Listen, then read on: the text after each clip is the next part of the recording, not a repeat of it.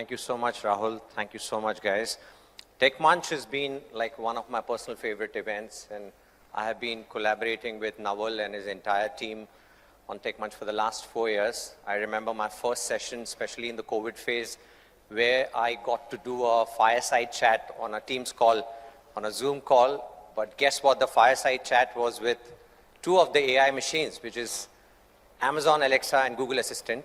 And I still remember I used to sit and code experiences or voice skills, as we used to call it, and make those conversations really appealing. I remember that instance wherein I coded and used one of the functionalities of Alexa, wherein I was asking Alexa in the chat that how can I use your services in rural India? That's where Alexa sleeps into whisper mode and says, maybe you should be asking this question to Google. And that's where Google talks back. So it's a classic example of how human man-machine presentation, one of its kind in the COVID phase. Again, kudos to Naval and his entire team who give me a lot of leeway to come and experiment on this stage. Last year, we did something really engaging, wherein there was a segment on holobox and holograms.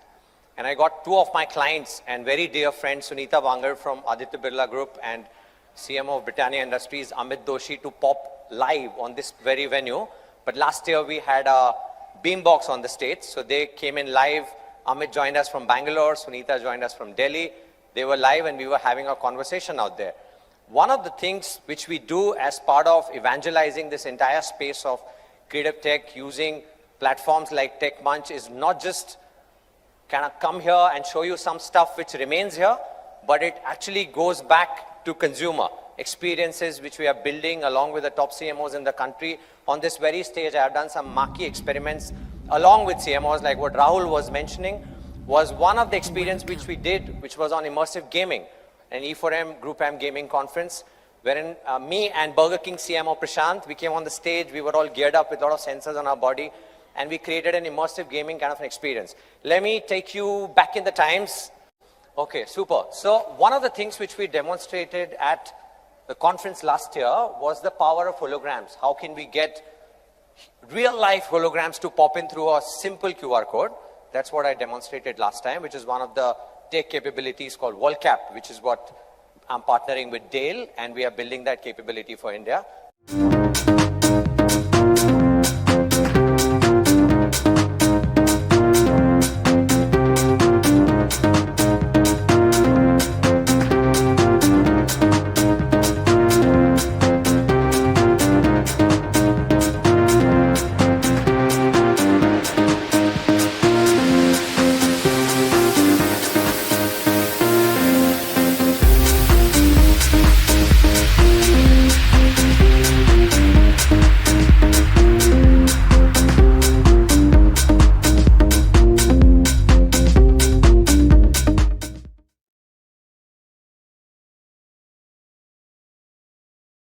We are today walking with 10 Mbps and watching a lot of content on our phone on 4G highways.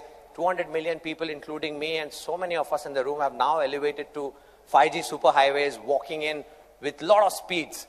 Speed is not here to watch videos. 5G is here to do some heavy lifting on computing, and that's what we are looking at doing. The demonstration which I did last year, 5G had a minuscule base.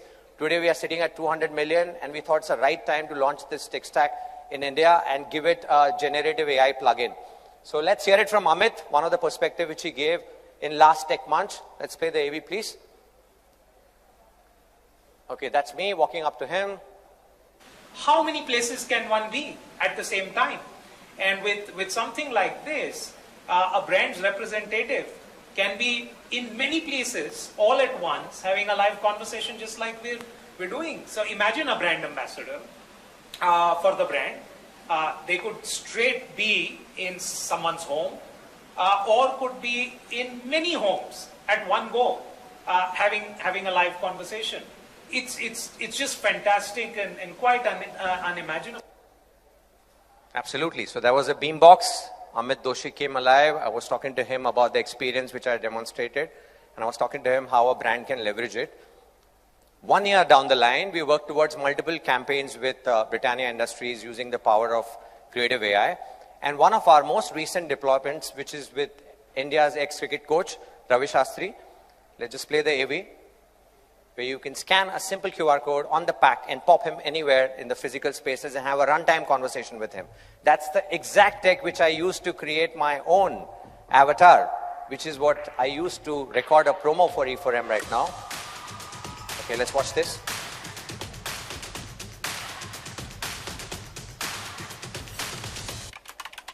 As fit as a cricket ball in a bowler's hand, my friend. Ready to play a game of golmaal with me today? Something like you've been bold and googly, aren't you? Just like a slow ball on a flat pitch. All right, super. So, how was it? This is a 3D character of a celebrity for the first time in India, which is powered by GenAI. You can ask him absolutely anything, and he's going to respond back. And guess what? It's trained on top of the brand guidelines, what we call it, the brand brains, which is what me and Dale are going to talk about at depth. But everything you ask him, he's going to give you a quirky response, keeping the brand ethos in mind, and talking more on the subject. So it can be blanket any question. It's going to keep it around the product golmaal, and it's going to keep it around cricket as the core prompt on which it's being engineered. But guess what? You can pretty much place it anywhere and ask any questions. Let's see my avatar, which is what I use to record a lot of promos. It actually doubles up in my life and does a lot of content creation for me on various subjects. One of which I did recently was for e4m, inviting you guys to this particular seminar. Let's play this, and then I will also let you scan the code and invoke it on your phones and have a conversation, not right away, but maybe at a later date. Let's go. Let's play the AV, please. Hello everyone. Catch me live in my all-new trendy avatar, featuring GenAI with real-time conversational capabilities on the 19th of July at the TechManch'. Let's get creative with technology and explore the future of innovation together. Excited to see you all. All right, let's get that mobile phones out now. Let's scan this QR code.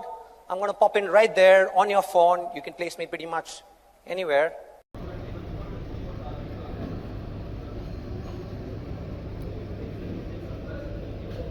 What is the future of emerging technology in India? Well, that's a tough one. I think the future of emerging technology in India is very promising. The country has already made significant strides in areas like AI, robotics, and big data analytics. And with the government's push for digital India, things are only going to get better.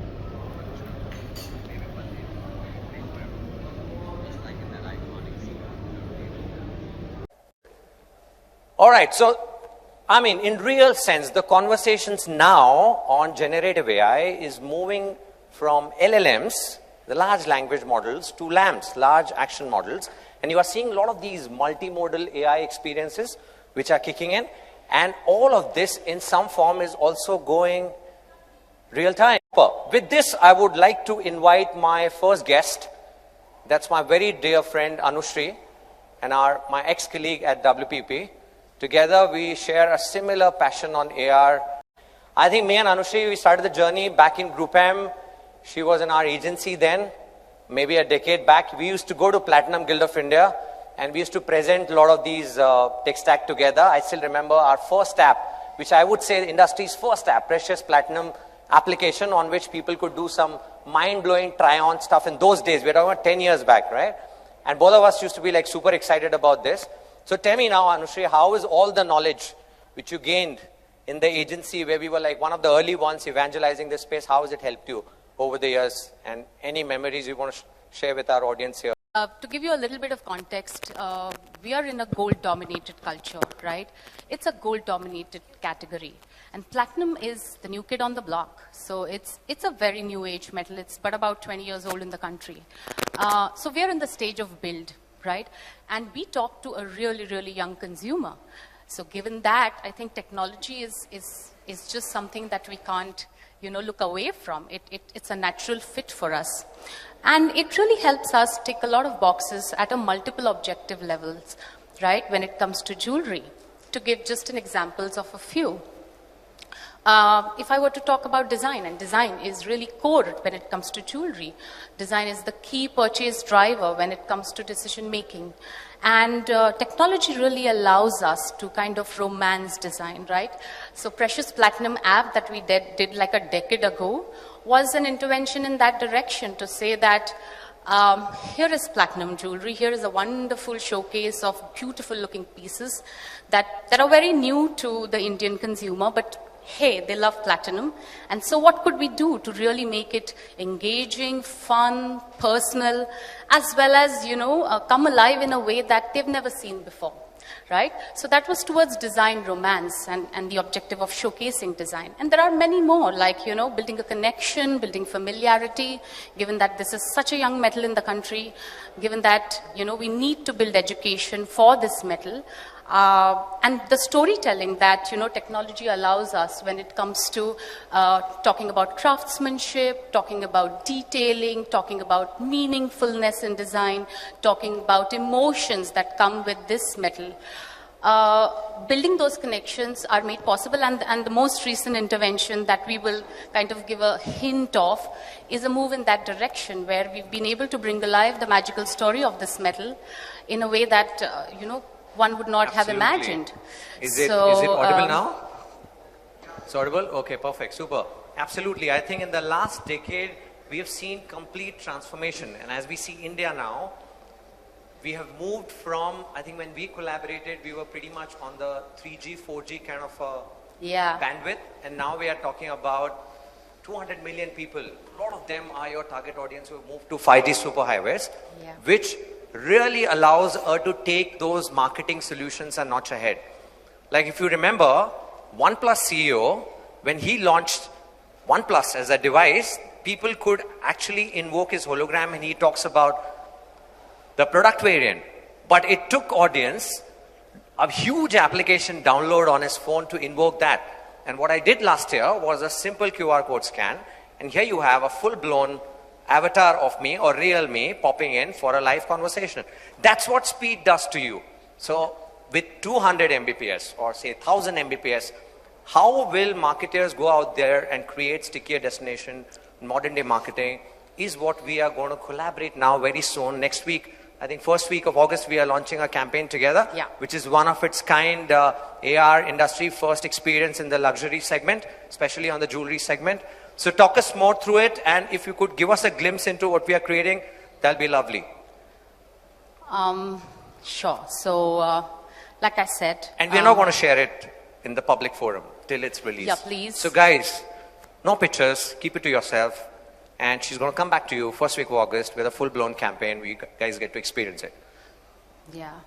So, like I said, right, education is critical. Building familiarity for platinum is critical for us, given that it's such a new metal, and somewhere AR has helped in storytelling, in really bringing alive the story of platinum in a sensorial way. And you'll see it when I say sensorial in the glimpse that we put across. We've been able to...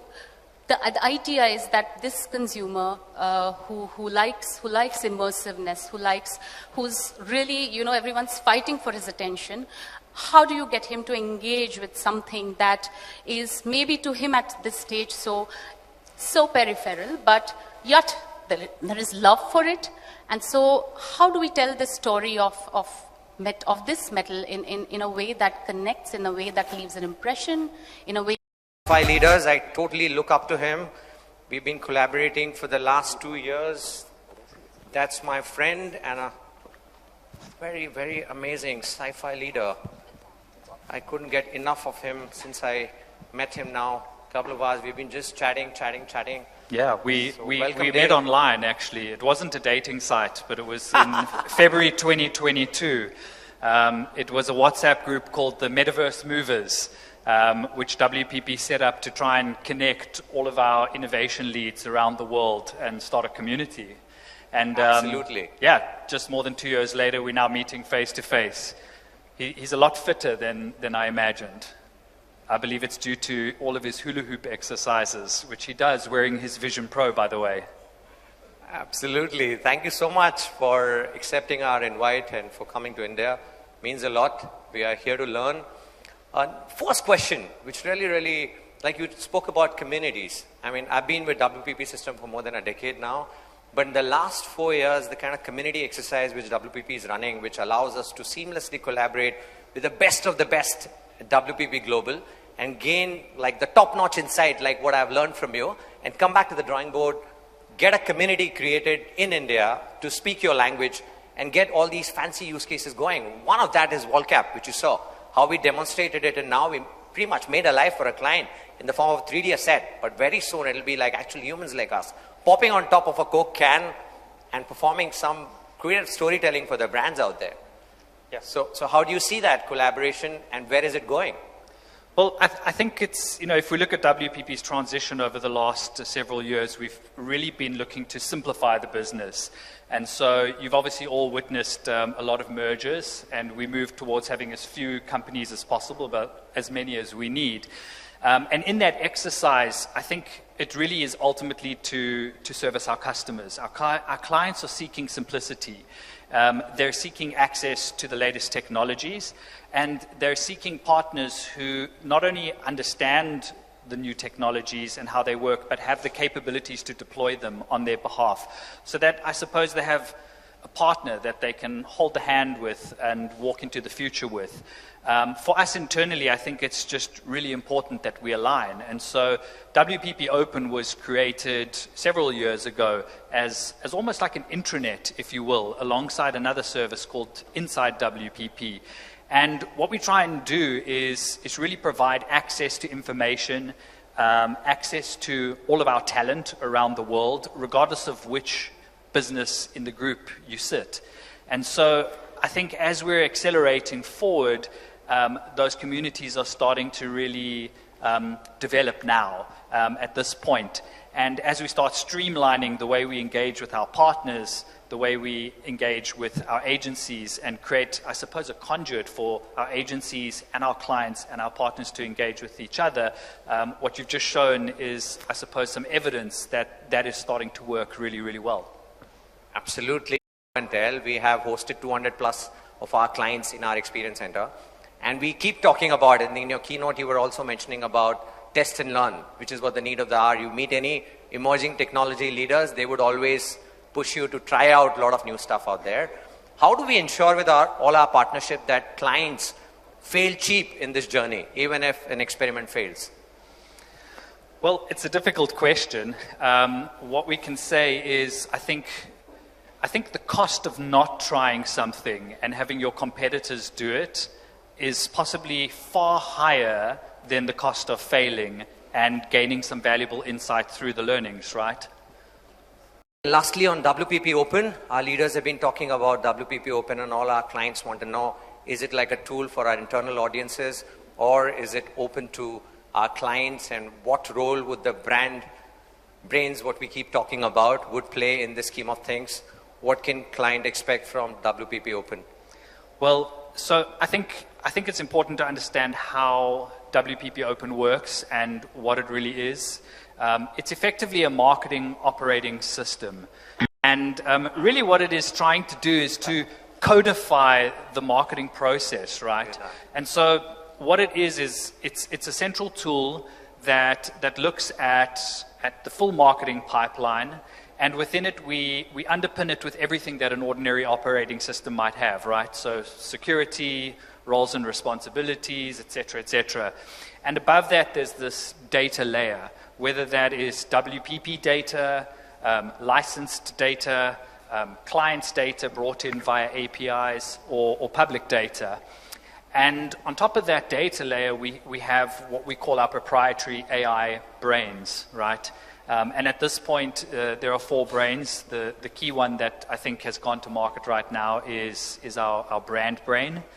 And then there's this layer where we actually work, the user interfaces, right?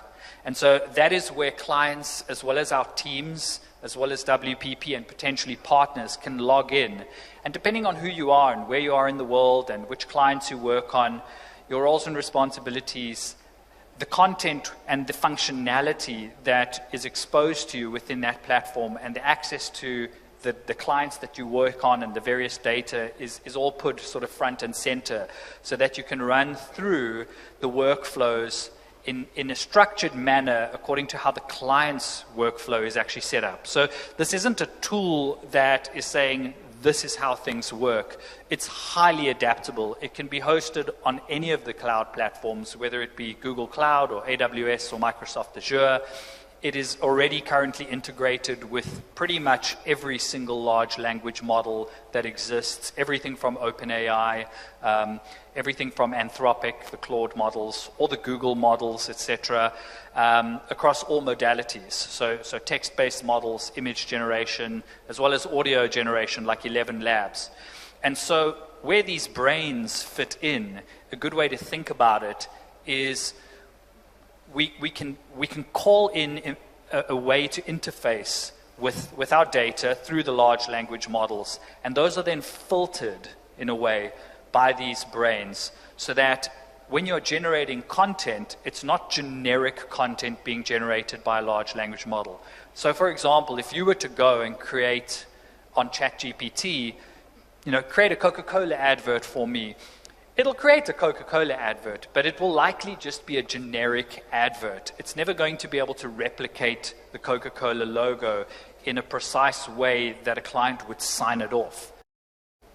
Absolutely. So marketers in the room, if you are looking at AI solves for your brands, we have got it covered. Come to WPP.